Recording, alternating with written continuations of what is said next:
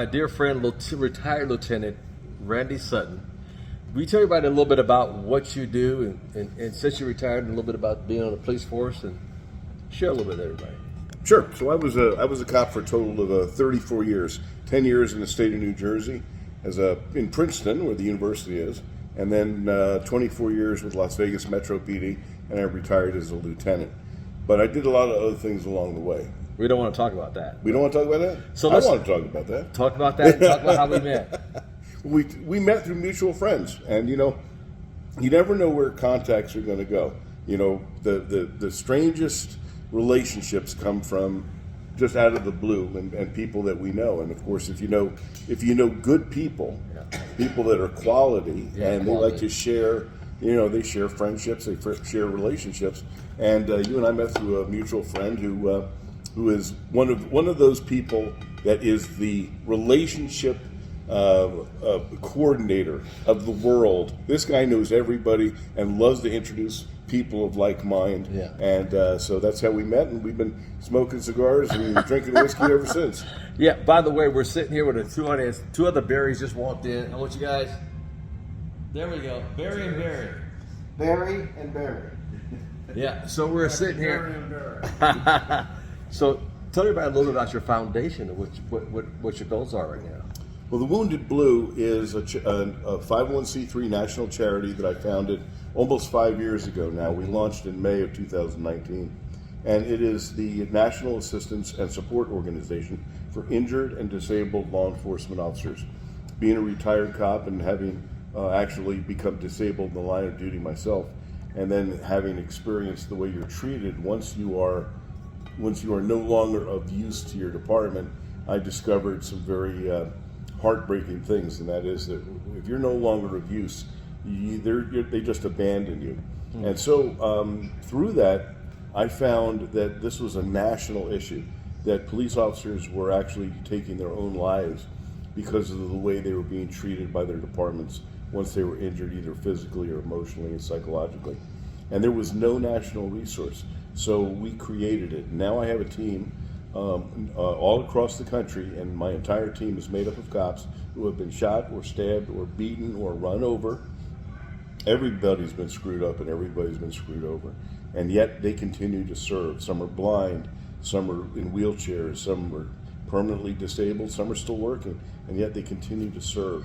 They continue to serve the people that need it the most, more the men and women of law enforcement who are now facing injuries. Because remember, last year alone, 378 cops were shot in the line of duty. Wow. That's unbelievable, more than one a day. And that doesn't count the car wrecks, that doesn't count the training accidents. And more than 60,000 were psychologically, physically assaulted in the line of duty. That's an astounding number. And the suicide rate is through the roof. It's roughly 3 to 5 times the number of police officers who die in the line of duty will take their own lives. Wow. That's a tragic statistic, and yet it is the reality of law enforcement. So the Wounded Blue is stepping up, and we've helped more than 13,000 police officers in the last 5 years. Wow.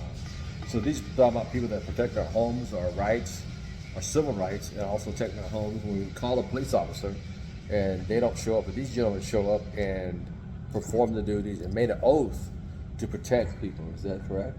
Oh, absolutely. Everyone who wears that badge stepped up, raised their right hand, and swore to do two things. They swore to uphold the laws, and they swore to uphold the Constitution of the United States of America. And that's becoming more and more difficult considering where we are politically today. Today, yeah.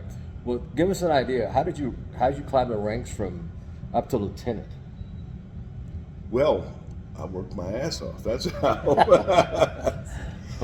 Yeah, I'm sure you did work your ass off. And the fact that you worked your ass off, what were some of the things that you saw that you stood behind that made you, after retiring, take up this mantle, if you will, to protect the police officers that done so well? Well, this was a path that I did not choose for myself. This was a path that was chosen for me. When I had a stroke in my police car, and that's what ended my police career. And then my own department, like I said, turned its back on me and just basically said, we're not paying your medical bills, we're not giving you your benefits, have a nice life. And that feeling of betrayal was very difficult to deal with. So I understand what these men and women are going through around the nation once they become injured and disabled, and so that's what motivates me. And we're literally saving lives. We've helped so many people in so many different ways, because everybody's journey is different, and yet everybody's journey is the same. Yeah. You know, one thing I commend about you, because after the fact, they swore duty to protect the home, and people turn their back, whether it's police officers, whether it's the state or county they work in, and got nothing from that. And there's nobody that's there to protect them after the fact. Well, you know, I got to say that there are some departments that do it right. There's some law enforcement leaders that care, but there's a whole bunch that don't. And so unfortunately, there's no consistency. There's more than 17,000 different police agencies in this country. Wow. And so everyone's got a different chief. They got different rules, different regulations, different policies, and getting consistency in, compassion.